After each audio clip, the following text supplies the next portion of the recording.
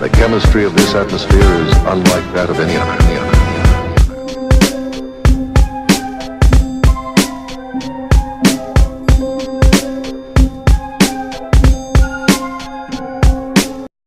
Уважаемые друзья, после нашей первой программы мы решили продолжить тему национализма. У нас все те же люди, Донат Намазбаев и я, собственно, персона. Мы оба решили продолжить тему национализма. Мы вначале ознакомились, показали мы мнение людей, народа, обсудили это, хотели бы раскрыть эту тему более глубже. Донат считает, что нашему обществу, как любому нормальному обществу, необходимо стремиться к гражданскому национализму. Так? Да, я думаю, это цель любого нормального, стабильно развивающегося общества, переходить именно в эту категорию. Потому что этника и казахское большинство, да, это почти свершившийся факт, но гражданский национализм, он исходит из того, что нужен определенный прогресс в части развития внутриполитических движений, да, не побоимся этого слова, который уже приводит к тому, что гражданский национализм является просто бытием, и люди о нем на самом деле перестают говорить. Да, он свершился, люди участвуют полноценно в политической жизни, исходя из их желаний, если они хотят, они, конечно, участвуют. Высшая стадия капитализма, в нашем случае гражданский национализм, это наивысшая стадия того, чем мы сейчас на любительских началах, как клуб любителей сложносоставных монгольских луков, этим занимаемся. Исключительно на общественных началах. Вопрос такой. У нас государство больше 25 лет, четверть века, уже все пытается привить обществу еще когда, в начале 90-х, когда проблема казахского языка, проблема казахского общества еще было очень-очень вообще. Можно сказать, что не было, казахского языка толком. После развала Союза наше руководство страны попыталось через формат Турутана, потом у них появилась Ассамблея народов Казахстана, потом Ассамблея народа Казахстана, эту же идею пропихнуть, но у них ничего не получилось. Я к тому, что у меня есть большой скепсис, общество не приняло это. В нашей стране, особенно в нашей этнической казахской среде, с подозрением, можно сказать, относятся к другим нациям. Не в плане каких-либо отрицаний, а в плане веры им. И основательно, потому что в большинстве, посмотри на всех на эти 130 наций, которые живут в нашем народе, по факту всего 8, наверное, остальные совсем мелкие, как они себя проявили. Я не говорю про тюркские составляющие, которые очень близки, и я говорю, большинство славянского населения, оно аполитично.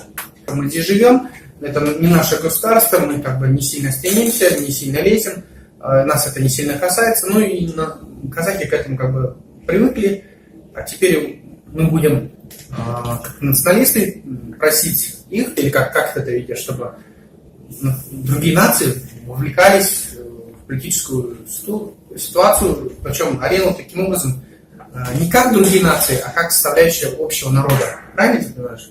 Я понял тебя. Я считаю, что такие формации, как Ассамблея народов Казахстана или еще какие-то похожие, я просто не силен в этом. Наверное, еще есть какие-то структуры.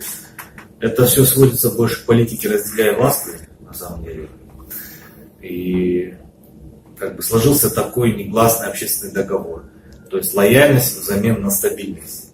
То есть априори или по умолчанию казахское большинство, которое постоянно увеличивается, оно представляется как какой-то фактор угрозы для неказахов. Соответственно, если вы хотите стабильности, будьте, пожалуйста, лояльны к существующей системе, несмотря на качество ее работы, несмотря на ее целеполагание, вообще, мотивации. Хотя там очень большой вопрос лично для меня, какая-то мотивация, целеполагание после почти четверть века нашего независимого де юре существования нашей страны. А в целом, если брать ретроспективу, прошло 26 лет, многие говорят, у нас нет идеологии, у нас нет того, сего. На самом деле законы физики на территории нашей страны, условные законы физики, скажем так, их невозможно отменить, и какую бы там насколько бы искусственно не было, спускаемые сверху какие-то идеологемы, мысли, идеи, там, пропаганда то же самое. Какие бы сверху они ни спускались, они все равно не могут противостоять тому естественному ходу развития, который сейчас переживает наша страна. Поэтому не заниматься этим вопросом на самом деле не то что преступление, но какое-то кощунство может быть. Поэтому мы берем на себя определенную такую роль, мы не хотим казаться последней инстанцией, мы на самом деле просто люди, которые сопереживают о положении в нашей стране, о наших гражданах. Поэтому берем на себя определенную смелость, нагрузку, да, там, можете критиковать, хаять, кто вы такие, вы никто, зовут вас никак, ради Бога. Но главное, видите, у нас есть мотивация на таком низком, на базовом уровне, простые граждане. Мы хотим, чтобы такая же мотивация шла сверху, и они соприкоснулись, они как бы подружились, поженились, и вместе такой общий поток созидательный, да, они родили здорового ребенка, который бы на радость нам всем рос. Но что мы видим, что такого, что пути навстречу нет на самом деле. Все, что идет снизу, оно как бы имеет определенный хрустальный потолок, что ли, стеклянный потолок, который не может пробить в силу разных причин. Отсутствие административного ресурса, отсутствие банальной материальной, какой-то сильной поддержки. Но тем не менее на что мы предлагаем? Голым энтузиастам выезжаем. Мы предлагаем просто обратить на это внимание и начать, как бы, ну не то чтобы диалог, скажем так, не мешать, потому что никакого деструктива мы, естественно, не несем. В первом видео мы подробно рассказали о том, что представляет из себя наши идеи, наши концепции. Может быть, это было сумбурно, может быть, непрофессионально, но мы не строим из себя Познера или еще кого-нибудь. В всяком случае, все эти слова, идеи были искренние. Касательно, что мы предлагаем просто работать сейчас.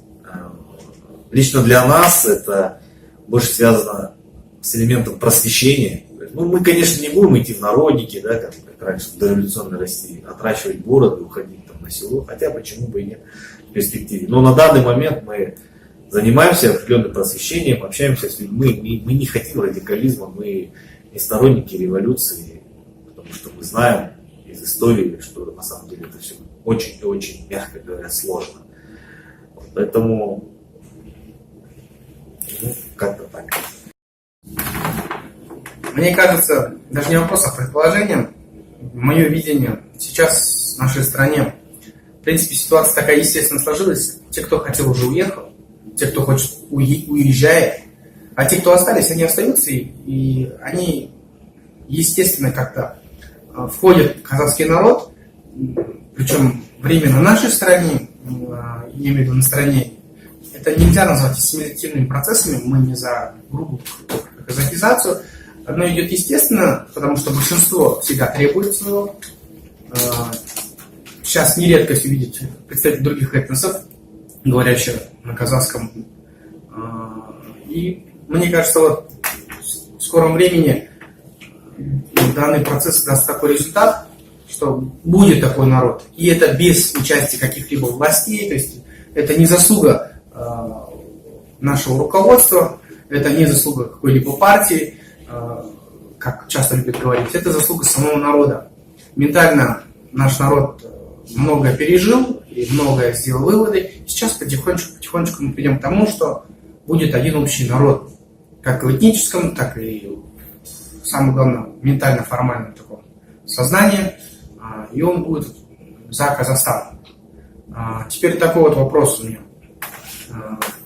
Что делать тем нациям, которые не вошли сейчас и в ближайшее будущее не видят себя в казахском этносе, да, в казахском народе, которые все еще себя сопоставляют против, все еще ждут некими жителями несуществующих империй, государств?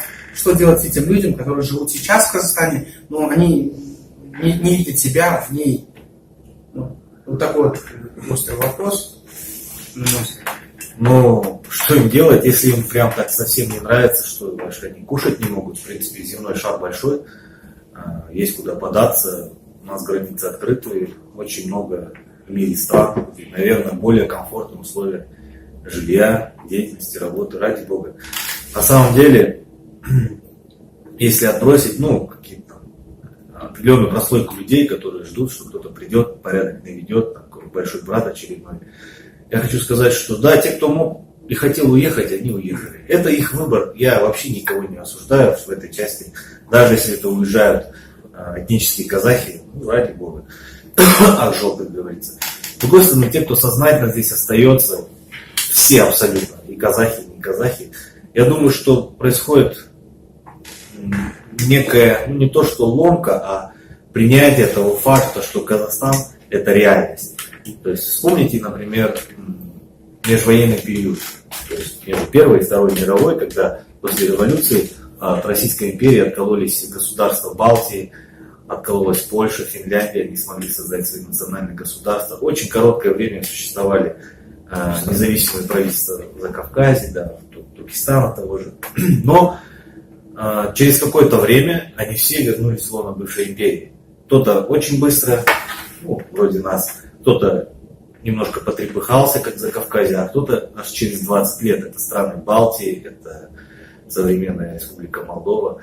Остались только сами по себе Финляндия и Польша. И то Польша потом еще 70 лет была сателлитом Советского Союза, считая Россию.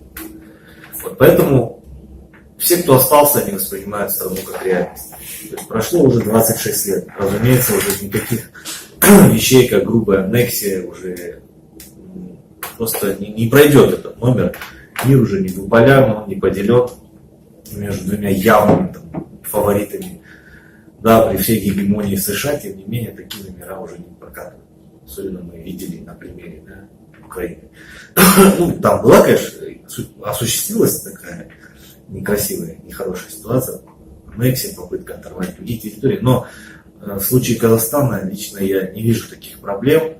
Если только, конечно, там не придет к власти откровенный какой-нибудь реваншистский, фашистский режим.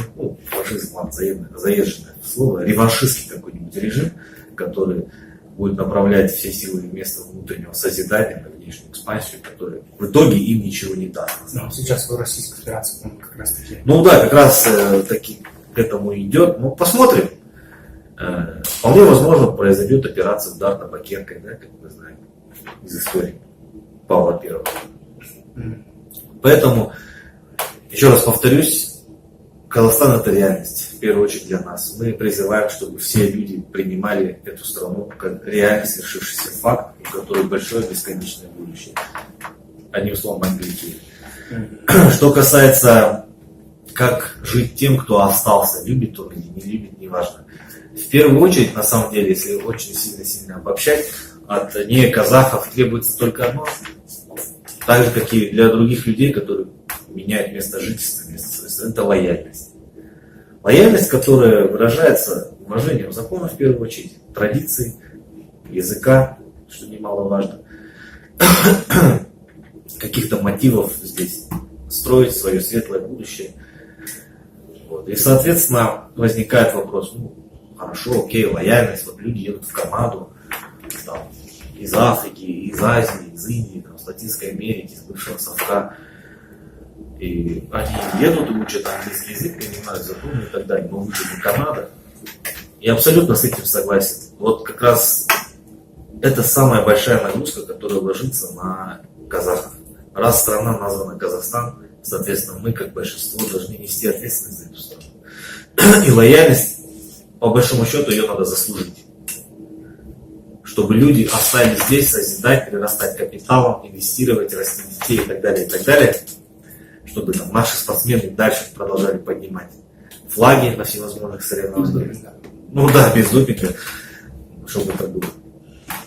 Допинг взял, перебил. Поэтому мы сами должны принять на себя очень большой груз ответственности и работать, еще раз работать, совершенствоваться. Как вы понимаете, этот процесс он бесконечный. В итоге очень бы хотелось видеть нашу страну тем местом обетованным для других людей из других стран, чтобы они приезжали, эмигрировали сюда, вкладывали свои деньги, продавали квартиры где-нибудь в Нижневартовске, во Львове, в Ташкенте, приезжали к нам жить, селиться навсегда, принимали гражданство, наши законы и радовались жизни, потому что есть такая благословенная земля Казахстана, которая дает всем шанс начать новую жизнь. Судя по экономическим показателям, не так все плохо, конечно, не Канада, но у нас в стране мало кто знает, но почти 3,5 миллиона только официально иммигрантов, живущих на территории страны, и это не сильно заметно в обществе, потому что это большинство граждан Узбекистана, Кыргызстана, на удивление Российской Федерации. Очень много граждан России у нас работают. И для многих это приемлемо, поэтому, думаю, надо, да, правильно, надо работать, в первую очередь работать над собой, саморазвитие, надо просвещаться. И здесь вот отдельно хочу выделить слова доната. На казахах лежит очень большая ответственность, потому что, во-первых, если мы хотим, чтобы нас уважали, надо делать все, чтобы нас уважали. Это от проявления обычных, да, бытовых отношений, отсутствие стеснения своего языка, своей культуры, это знания, в первую очередь, должен быть кругозор соответствующий, чтобы ты мог любому иностранцу объяснить и рассказать, как и что.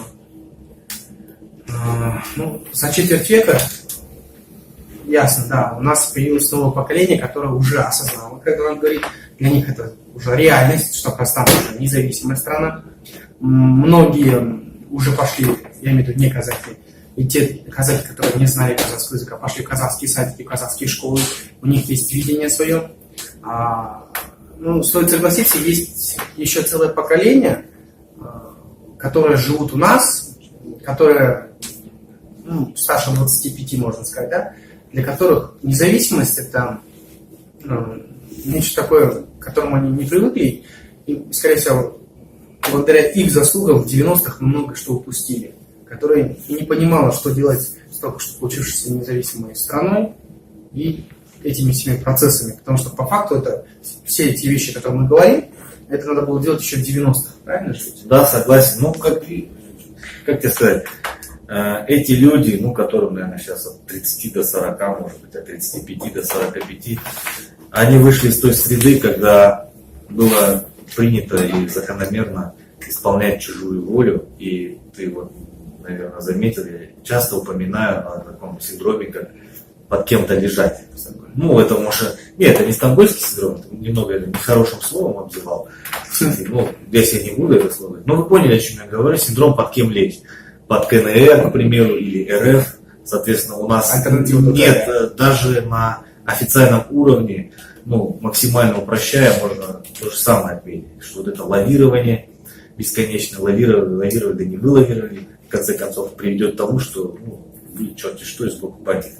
Соответственно, и на макроуровне, и на микроуровне у людей такой состоявшийся карго-культ, что должен прилететь волшебник в голубом вертолете, да, и отвалить всем по КамАЗу эскимо.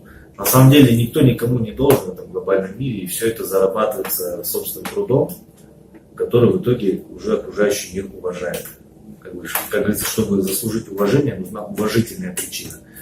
Но вот это люди, которые мы упомянули, возрастную группу, ну я в нее, в принципе, тоже попадаю, ну, как-то меня минула чаша сия, я не считаю, что Казахстан должен обязательно под кем-то лежать.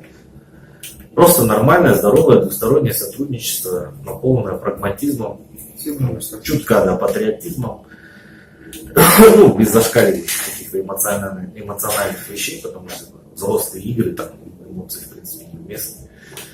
Вот и все. Соответственно, мы очень надеемся, что карго-культ когда-нибудь себя изживет, и он должен себя изживать исключительно благодаря упорному труду над собой, над окружающей средой, ну, не в смысле природой, но над природой тоже в целом, над нашим миром, социумом и так далее.